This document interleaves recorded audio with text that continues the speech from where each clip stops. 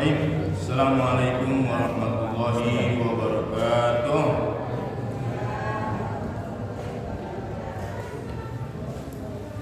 Alhamdulillah,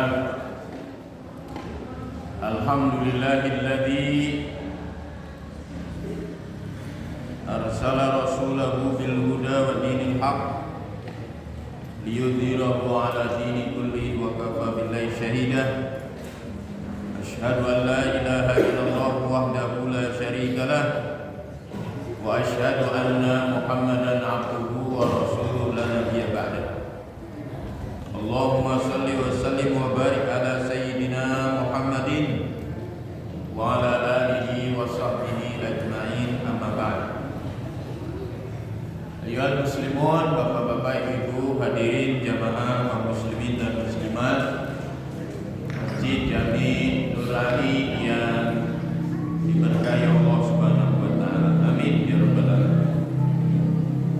Alhamdulillah, pada malam hari ini kita bermajlis untuk bertolabul ilmi, mencari keridhaan Allah Subhanahu wa taala. Di antara keutamaan menghadiri majlis ilmu, kata Nabi dalam hadis disebutkan muttafaq alaih, inna lillahi ta'ala malaikatan yatufuna fit turqi yaltamisuna ahla dzikri. Sesungguhnya Allah mempunyai malaikat-malaikat yang ditugaskan untuk berjalan-jalan, berkeliling-keliling, mencari majelis zikir. Dan seutama-utama majelis zikir adalah majelis ta'lim, majelis ilmu.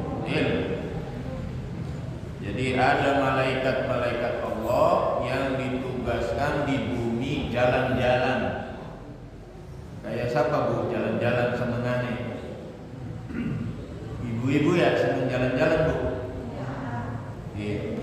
Jadi ibu-ibu seneng jalan-jalan berarti kayak malaikat sing ditugaskan Allah di bumi, tugasnya jalan-jalan mencari-cari majelis ilmu.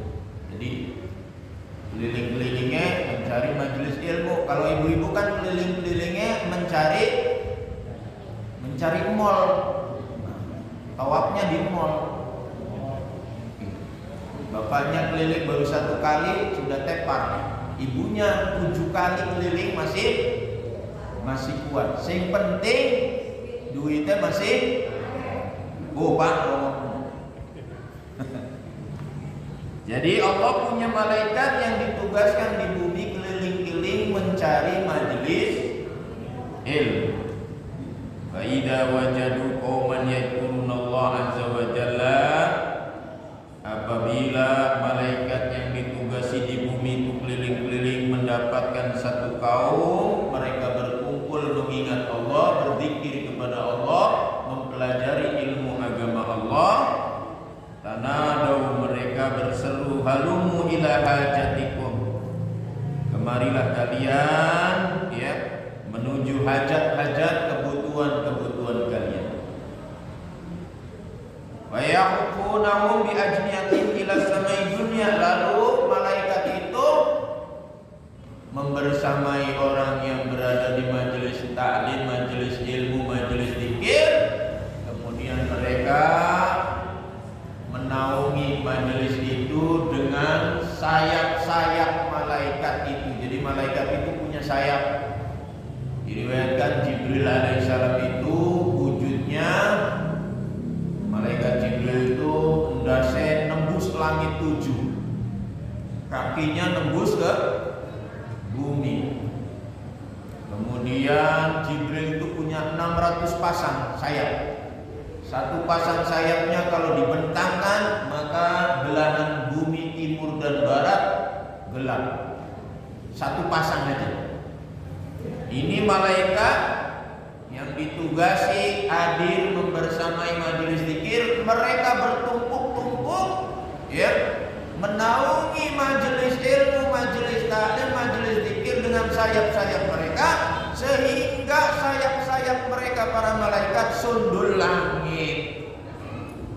makanya nggak aneh kalau di majelis taklim orang yang taklim duduk apalagi nyender lama-lama ndase geli yang mata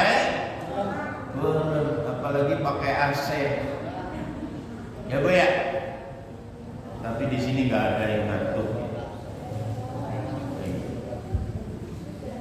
Jadi mereka menaungi ya orang-orang yang hadir di majelis ilmu hingga sayap mereka sundul langit. Dalam riwayat yang lain Rasulullah menyebutkan la yaqudu qaumun yadhkurullaha azza wa jalla illa hafathumul malaikat. Ia adalah satu kaum duduk di majelis ilmu mengingat Allah, berzikir pada Allah, mempelajari ilmu Allah, kecuali seluruh malaikat menaungi mereka dengan sayap-sayap mereka. Wa ghasyiyatuhumur rahmah, dan Allah naungi orang yang hadir di majelis ilmu itu dengan rahmatnya, kasih sayangnya. Wa nazalat alaihimus sakinah, lalu yang ketiga orang yang hadir di majelis taklim, majelis zikir, majelis ilmu itu diturunkan kepada mereka ketenangan, sakinah, ketentraman. Makanya orang ngaji kalau datang ke majelis taklim lupa sama utangnya, betul nggak Bu? Setelah bubar ya Bu. Pokoknya kalau ngaji yang ribut sama suami adem, yang ribet urusan anak reda, sing duwe utang kelalen utang. Ya Bu ya. Itulah majelis taklim. Majelis ilmu diberikan sakinah, ketentraman oleh Allah Subhanahu wa taala, saking tenangnya, saking tentramnya hendaknya pada tunduk. Wa dzakarahullahu liman indah, dan orang yang hadir di majelis taklim akan disebut-sebut oleh penduduk langit, si fulan, si fulan, si fulan, si fulan, viral di langit. Wis bagian di dunia ini kita tidak ada yang kenal. Yang penting di kalangan malaikat penduduk langit nama sampean disebut-sebut ikan Mas tadi ya. Walaupun bari merumput, bari tunduk, bari ngantuk ya, disebut namanya di langit. Ya. Makanya ngaji sama Ustaz Sadat mah wis enak lah. Ya, mau selonjor ya bro, mau nyender ya mangga, mau ngantuk boleh ya, mau bari ngopi boleh, mau bari makan mangga, mau ngeringkel di luar asal jangan di dalam bokat isin ya, mangga. Semua yang hadir di majelis taklim insya Allah bubar ngaji dalam keadaan dosa-dosanya diampuni oleh Allah Subhanahu wa taala. Amin ya rabbal. Wis mau ngaji akhir zaman tuh ya dibikin seneng saja lah. Ya. Namun kiai puri kan mah undung Bu ya. Ya ngaji ibu-ibu je geganyem bae. Ya ngaji ditinggal ngantuk. Dia ngaji dia jamaah mung samene. Ya itu mah kiainya berarti ilmunya belum papan atas, masih papan bilesan ya. Kalau yang papan atas masih nggak ada urusan. Orang di akhir zaman mau datang ke pengajiannya aja sudah alhamdulillah. Wong akhir zaman tuh senenge kalau ngaji yang ngelawak, kalau nggak ngelawak ya dangdutan. Ini je nggak ada dangdutannya, nggak ada lawaknya, gelem teka ke pengajian. Wis kesyukuran alhamdulillah. Ya pantas bae Pak Ustaz masih ana jaburane. Laka jaburane ngaji pengajiane. Sepi parame. Sepi parame. Ya berarti ngaji masih karena jaburan. Ya wis gak apa-apa. Insya Allah selama DKM-nya ya rekeningnya masih gendut ya. Insya Allah jagoannya anak. Baik Bapak Ibu hadirin jamaah yang dimuliakan Allah Subhanahu wa taala, sesuai dengan apa yang disebar di medsos atau barangkali malam ini saya sampaikan berkaitan dengan ujian kaya dan miskin adalah merupakan takdir yang telah Allah tetapkan bagi hamba-hambanya, dan itu yang terbaik buat hambanya. Rungona. Ini berkaitan dengan firman Allah Subhanahu wa taala surat Asy-Syura ayat 27. Ya. Bu, surat apa, Bu? Asy-Syura. Ayatnya pinten ya, Bu? 27. Ngajak Pak Ustaz namanya ibu-ibu. Oleh ibu-ibu ku sing ngaji sok ngantukan. Bapak-bapak ngoboten ya Pak ya? Jadi jare Gusti Allah dalam surat Asy-Syura ayat 27, A'udzu billahi minasyaitonir rajim walau basatallahu rizqa li'ibadi. Dan seandainya sekiranya Allah melapangkan rezeki kepada hamba-hambanya semuanya.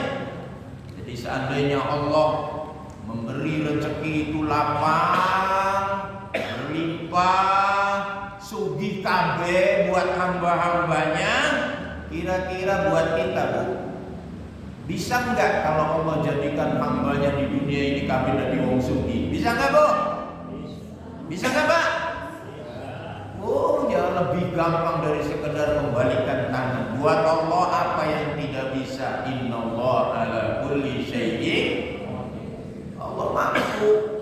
Makanya jare Allah, sekiranya Allah menjadikan hamba-hambanya di bumi ini semuanya kaya, sugih, benghar, ya, la baghaw fil ardi, niscaya kalau Allah semua jadikan hamba-hambanya ini jadi kaya, sugih, sebagaimana semua orang kalau berdoa la amaning doain jaluk rezeki ku sorado karo cuan pulus.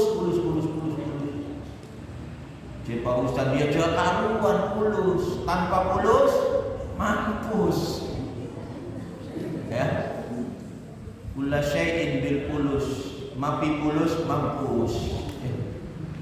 Ya. Mudah bagi Allah menjadikan semua hamba-hambanya Allah ini rezekinya lapang, kaya raya, itu mudah, kecil. Tapi sekiranya Allah jadikan hambanya di bumi ini seluruhnya kaya, berlimpah harta, tentu saja kehidupan ini akan jadi rusak, akan jadi kacau, kacau balau. Ya, sudah jadi kacau balau, rusak. Kenapa? Bayangkan kalau kita semuanya sugih, sing duwe pabrik, nggak jalan pabriknya, nggak ada lagi yang mau kerja, mau sugih kabeh. Laras boten? Sing duwe sawah, arep sapa sing nandur pari, wong kabeh wis sugih. Wong dagang ora payu, nggak ada yang jual, nggak ada yang beli, sugih kabeh. Rusak nggak begitu? Rusak tatanan kehidupan, hancur. Ya, kacau balau. Ya. Padahal jare Allah, kalau sekiranya hamba-hamba Allah kami diberikan kelapangan rezeki, buat Allah tidak susah, tidak angel. Walaupun seluruh hamba di dunia jaluk ning Gusti Allah, ngangkat tangannya tinggi-tinggi, pasti semua yang berdoa ujung-ujungnya pada pengen rezeki akeh, pengen suki. Kira-kira nanya nih di Quran ini, ada nggak orang berdoa jaluk miskin? Kalau ada, pret. Ya. Tahu pret, Bu? Bocah saiki kalau ngomong pret. Enggak ada orang doa minta fakir, minta miskin, pasti mintanya rezeki yang banyak, sugih. Nggih betul? Leres betul? Tapi jari Gusti Allah, seandainya Allah lapangkan, Allah kayakan semua makhluk, semua hamba Allah di bumi, niscaya itu akan terjadi kerusakan melampaui batas.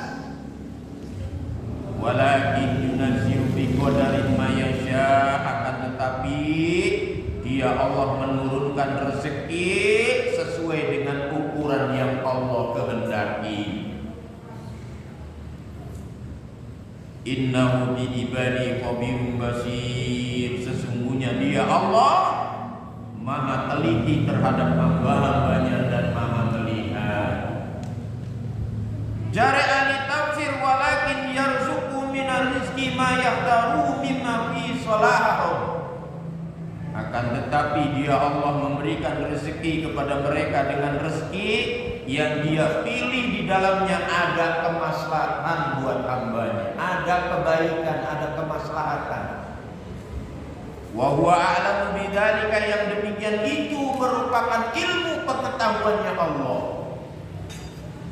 Wa yughni may yastahiqul ghina wa yuqaru may yastahiqul faqr.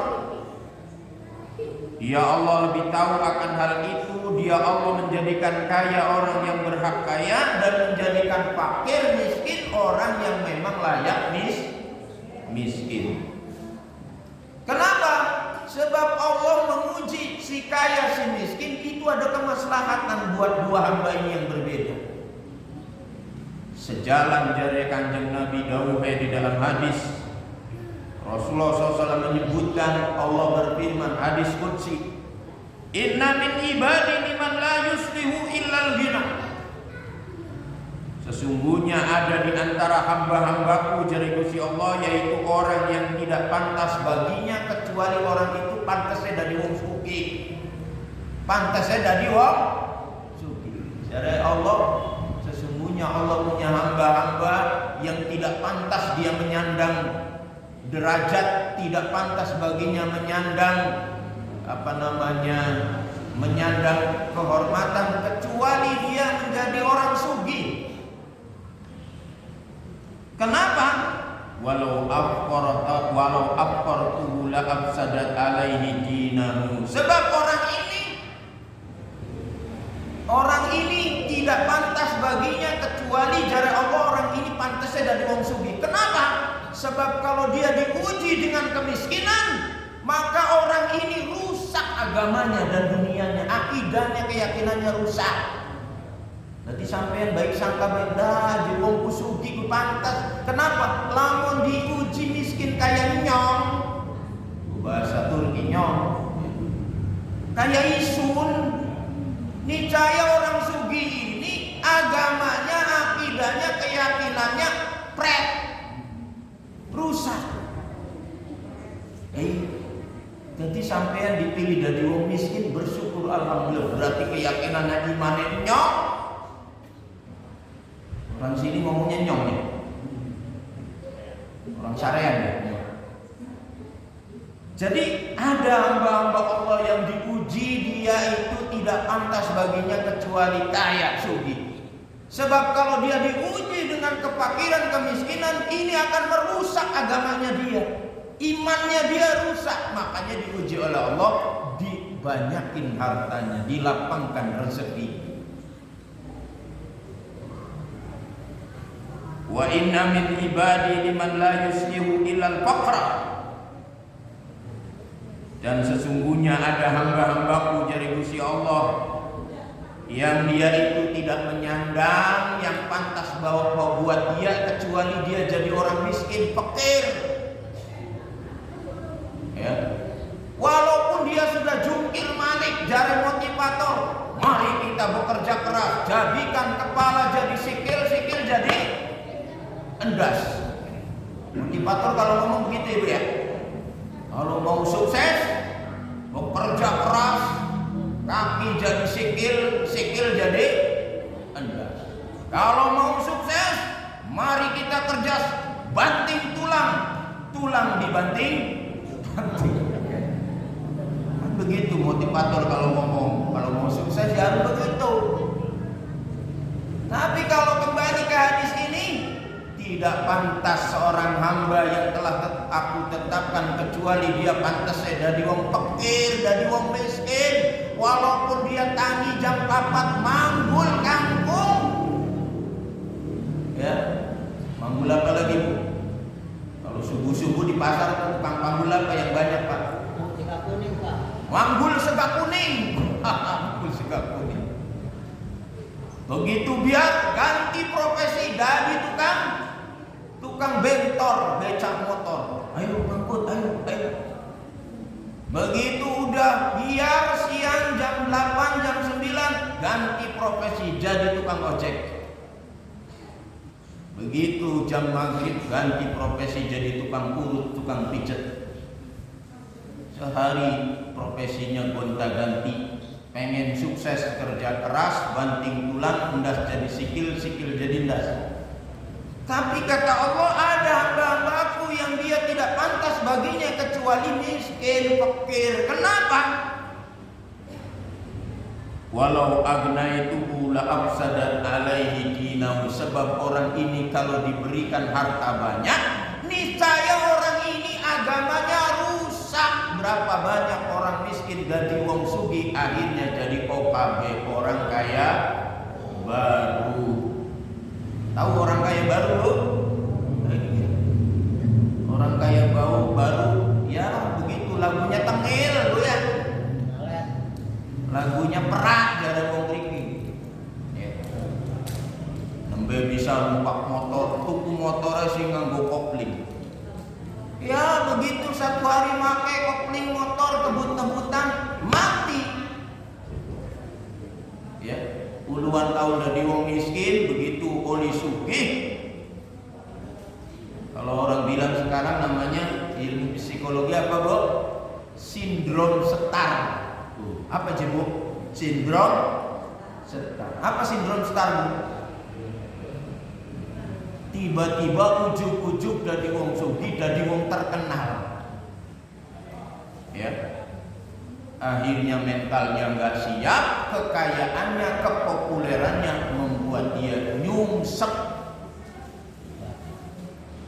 Ya. Jadi soal kaya dan miskin sudah dalam takdir, dalam pengetahuan ilmu Allah, mana yang pantas diberikan ke lapangan harta, mana yang disempitkan. Berbaik sangka saja kepada Allah karena semua ujian baik kaya maupun miskin itu yang terbaik buat kita. Kenapa? Karena ada kemaslahatan buat agama kita. Kalau sudah mendengar ayat dan hadis ini, tenanglah kita menghadapi hidup.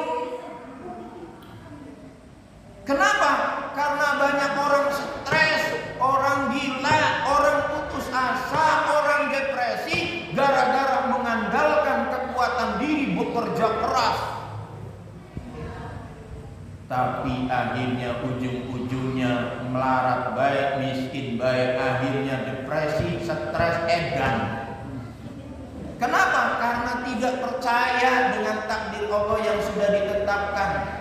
Meskipun kita diperintah untuk ikhtiar, tapi kita harus yakini ada takdir Allah yang ditetapkan terbaik buat kita. Tugas kita hanya satu, apa, Bu? Ikhtiar. Yang kedua berdoa. Yang ketiga tawakan. Soal hasil dari wong sugih atau tidak itu sudah takdir ketetapan Allah. Sudah tidak risau kita. Karena kalau tuntutannya manusia itu kepada Allah, Allah penuhi kabeh. Ya manusia tuntutannya sama, pengen sugih kabeh. Laras boten. Lamun je sugih kabeh rusak dunia, ekonomi macet. Duit ora payu. Adanya orang miskin, orang kaya itu jadi harmonis. Si miskin butuh duit wong sugih, dia jual tenaganya, keringatnya, bekerja sama orang yang sugih. Si sugih perusahaannya, rumahnya, pabriknya tidak akan jalan kalau tidak ada orang miskin yang mau menjalankan perusahaan. Harmonislah kehidupan. Gimana tuh? Namun jadi ibu sugih kabeh, wah macet kehidupan. Betul nggak? Itulah rahmatnya Allah, keadilannya Allah. Siapa yang dikayakan, siapa yang dimiskinkan adalah dalam ilmunya Allah Subhanahu wa ta'ala. Kita manusia cuma diberikan kebebasan untuk berikhtiar, iringi ikhtiar dengan berdoa. Setelah berdoa, serahkan hasilnya, bertawakal kepada Allah Subhanahu wa ta'ala. Hasilnya apa? Sudah, kita sudah ikhtiar, sudah berdoa, sudah tawakal. Ya. Saya sudah kerja keras, Pak Ustaz, melarat baik, endi sing salah, apa salah? Ya salah terlalu mengandalkan kemampuan diri, tidak mengandalkan Allah. Orang kalau mengandalkan kekuatan diri capek, pegel, ya Allah udah kerja keras jadi melarat baik. Enakan jadi Pak Iwan kerjain duduk baik ngadepi HP kering, jual beli tanah jadi untungnya 1 miliar. Sampai yang sing buplak kompon oli 1 miliar ya kompon 10 tahun membeli 10 miliar, ada 1 miliar. Kalau itu ukurannya pasti kita akan terus kecewa. Tapi kalau kita nyadari bahwa setelah ikhtiar, berdoa, lalu pasrah, bertawakal kepada Allah, Allah lah yang berhak memilihkan kita ini dikayakan tidak, atau kita tetap dijadikan oleh Allah takdirnya miskin. Udah tenang, enak. Kenapa? Baik sangka karena kaya dan miskin, Allah lebih tahu maslahatnya buat kita. Sampean kalau tiba-tiba jadi wong kaya gedebluk oleh duit 1 miliar, kira-kira apa, Bu? Pak, tiba-tiba oleh 1 miliar gedebluk rezeki. Engkau istri ning salon baik, makin ayu menjagae sampean lara ati, ya Allah istriku cantik banget, akeh sing lirik. Ya wis lah Pak Ustaz, mending melarat bae ra biyen nyong. Iya, ora glowing, lamun glowing kulo jagae jek akeh wong sing demen. Aduh. Lara ati nggih mboten, Pak? Jare ibune pada bae jek Pak Ustaz, barang laki nyong ki dompete kandel ku jek akeh wong. Wadon pada lendotan, bakal kopi. Ya. Nggak beda. Jadi ikhtiar, doa, bertawakal kepada Allah, seluruh ya keputusan takdir Allah yang dipilihkan buat kita, tentu itu yang terbaik karena Allah tahu kemaslahatannya buat kita. Meski begitu, kita juga diajarkan oleh Kanjeng Nabi, Rasulullah tidak pernah lupa dalam doanya bermohon berlindung dari 2 hal. Pertama, berlindung dari kekafiran, kedua berlindung dari kefakiran. Seperti doanya Rasulullah tidak pernah ditinggal, Allahumma inni a'udzubika minal faqri, minal kufri wal faqri. Coba ayo Bu, Allahumma muni Bu, Allahumma inni a'udzubika minal kufri wal faqri. Sok hafal dulu. Cek hurufnya mirip-mirip tapi nyebutnya kuilat yang gelibet cek Pak Ustaz. Mulai mangane orek karo kangkung. Barang ini bahasa Arab, mangane daging wedhus. Ulang, Allahumma inni a'udzubika minal kufri wal faqri. Apa lu? Yo, baleni sepisan mali. Allahumma inni a'udzubika minal faqri. Ya Allah, aku berlindung kepadamu dari kekafiran, dari kufur, kekafiran. Kenapa berlindung dari kekafiran? Dua hal ini dimintakan perlindungan karena dua hal ini yang menjadi sebab sengsara dunia dan akhirat. Yang pertama, aku berlindung kepadamu ya Allah dari kefakiran, kemiskinan. Kenapa? Sebab orang kalau diuji fakir, diuji miskin, uripe blangsak. Leres boten? Gara-gara ekonomi, kefakiran, kemiskinan, Bapak, ayo baik, ibu yang jaluk orang manduk-manduk aja kapan tuh gelang kalung Pak, gelang kalung Pak, gelang kalung Pak. Ya. Karena kefakiran juga jare Imam Ali kadal faqru ayyakuna kufron. Kefakiran itu bisa mengarah kepada keblangsakan, kebinasaan. Berapa banyak orang gara-gara hidup miskin, fakir, nggak sabar, akhirnya lari ke dukun-dukun minta pesugihan, Mbah sinten Bu? Pakai Mbah kula wong mandirancan wong markolo iki jek aku temno. Kula pengen gage sugih jembah. Syaratnya napa mawon bayar wis. Ayam cemani sing ireng kabeh sampai mata ireng. Terus deh.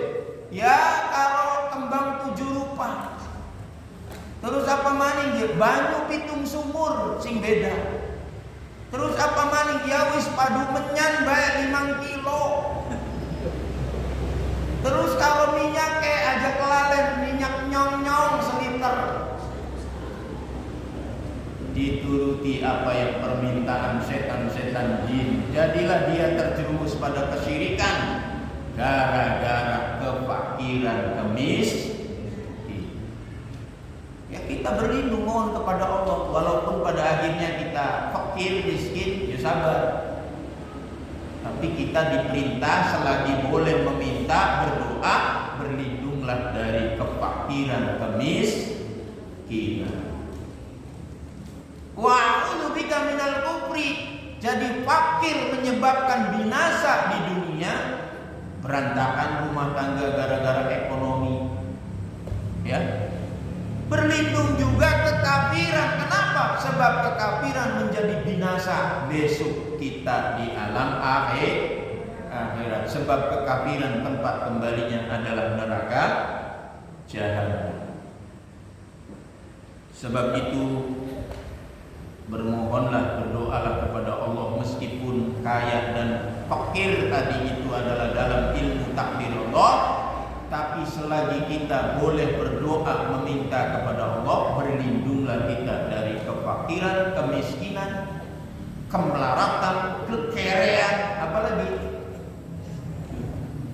Kenapa? Sebab tadi kefakiran menghantarkan kebinasaan di dunia, kekafiran menghantarkan kebinasaan di akhirat.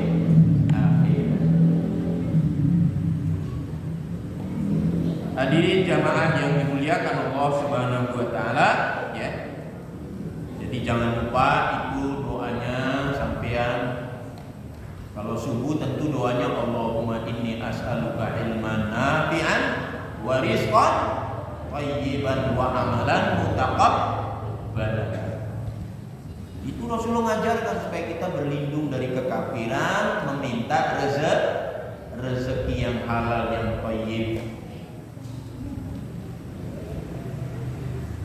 Nah, Bapak Ibu hadirin jamaah yang dimuliakan Allah Subhanahu wa taala, ya.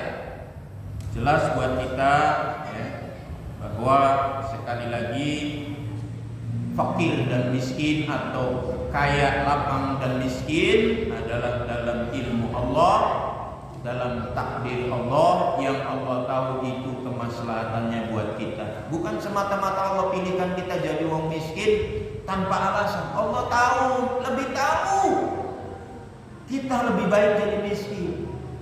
Kenapa? Maslahat buat kita.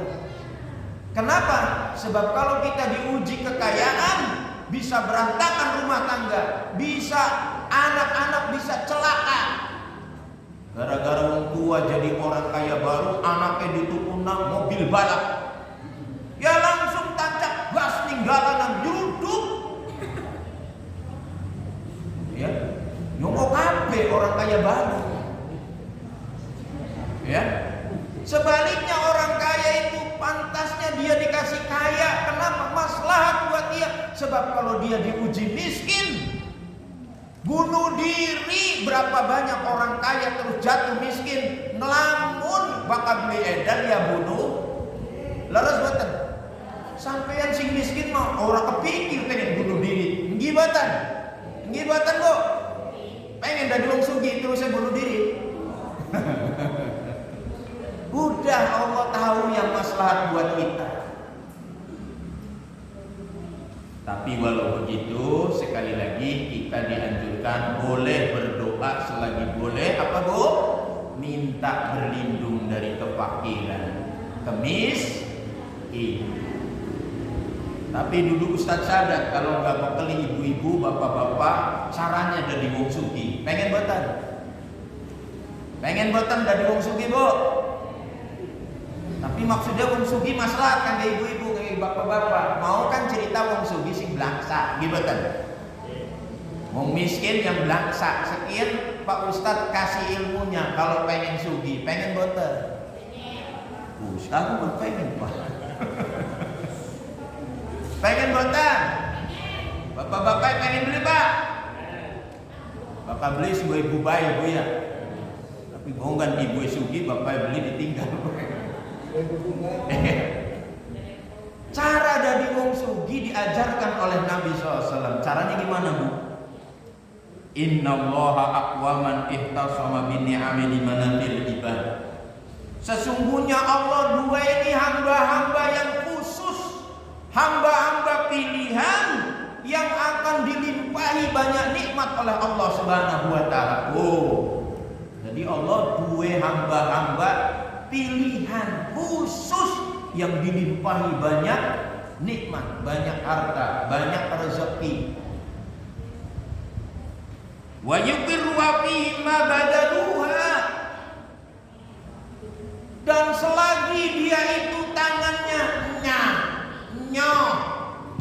Dari wong mriki apa tangannya Bu? Dari wong Jawa kan nyoh. Selagi tangannya begitu. Jare wong kene nampak tangannya Bu? Loman. Tangannya loman. Apa loman Bu? Tangannya ora alot. Nyoh. Ada yang datang minta dibantu. Nyoh. Ada yang datang minta ditolong. Nyoh.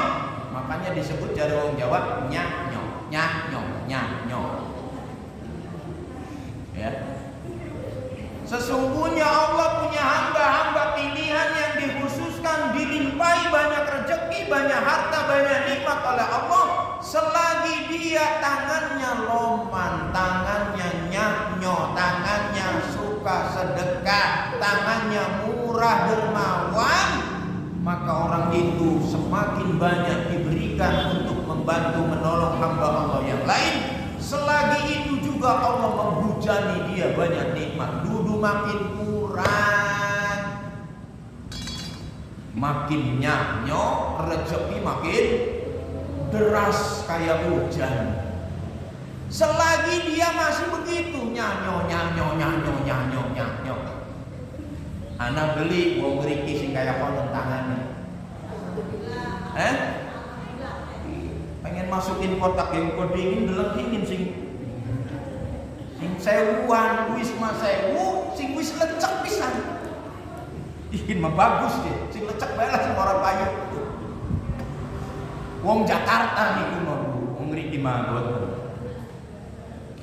Jadi apa aja Bu? Sesungguhnya Allah punya hamba-hamba yang dipilih, yang dikhususkan, diberi banyak rezeki harta. Selagi dia nyahnyo, loman, murah hati, dermawan, selama itu pula rezeki Allah menghujani orang tersebut. Fa idza mana'u wa naza'a anhum wa hawilaha ila ghairihim. Tatkala orang yang tadinya nyahnyo, murah tangan,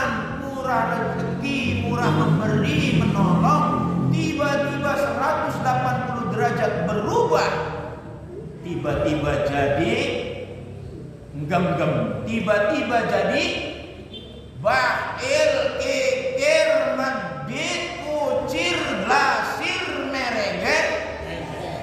Apa mani? Apa mani bu? Korek, kedekut, kikir, wis mentok-mentokan.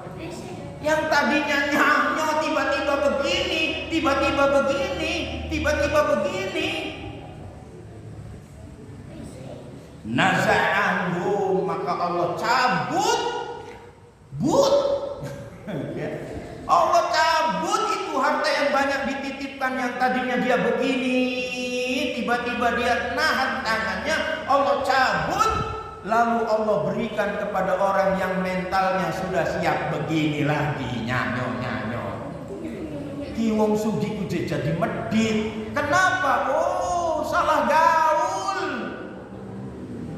Gaule orang pengajian, gaule karo wong medit korek kedekit, kedekut. Maka Allah cabut nikmatnya, rezekinya, lalu Allah pindahkan ke orang Harkolo, ke orang Sarean ini, ke orang Mandirancan. Di Dewa Mandirancan puja iya, pengajian puja kenceleng ini oleh 500.000. Tirahan itu ngaji na kotak ya. Wis lah, Jawa Mandirancan mah, wong Nur Ali mah ya. Wis wong sugie wong mana bu? Argoli pindahan nih wong Nur Ali. Sebab wong Nur Ali sekali gelar pengajian dia pakai kotaknya dibuka oleh 5 juta. Amin. Yo aja amin baik. Lakukan ya. Jadi sampean tidak akan jadi OKB, tapi sampean yang sudah memantaskan diri jadi wong kaya, sudah siap mentalnya dititipi harta banyak oleh Allah Subhanahu wa taala. Jangan sampai mentalnya belum siap, dititipi harta banyak, menjerumuskan, membinasakan sampean jenengan kabeh. Yo, wong Nur Ali bakal pengen jadi wong sugih kabeh, jadilah wong sugih dermawan. Kapan mulai? Saat ini kita berlatih nyanyo. Insyaallah tak sumpahi ning Pak Ustaz, mudah-mudahan wong Nur Ali gage dari wong sugih kabeh mangkat umur. Amin. Oh, laka-laka kiai nyumpahi sing positif ya Bu. Kiai bakal nyumpahi ya sing blenak ya Bu ya. Ustaz sadar aja nyumpahi jadi wong sugih yang bergage umroh. Wis amin bae lah. Pengen boten Bu? Siapkan mental dulu ke anak-anak juga. Nah, itu ada kenceleng. Masukkan 50.000 idi. Anaknya disuruh masukkan 50.000, mboke pasti 100. Nah, demikian Bapak Ibu sekalian ya. Pelajaran yang bisa disampaikan ya. Apapun pilihan takdir Allah yang diberikan buat kita, kaya atau miskin, itu maslahat baik buat kita. Dan bagaimana cara meraih harta yang berlimpah, harta kekayaan, Rasulullah juga sudah mengajarkannya. Siapkan mental kita ya, sehingga Allah pantas menjadikan kita orang-orang yang dilapangkan rezeki dan hartanya. Mudah-mudahan bermanfaat. Matur suwun sudah duduk sabar mendengarkan ceramah. Saya mohon maaf bila ada kekhilafan dan kekeliruan. Saya tutup dengan subhanaka Allahumma bihamdika asyhadu an la ilaha illa anta astaghfiruka wa atubu ilaik. Wassalamualaikum warahmatullahi wabarakatuh.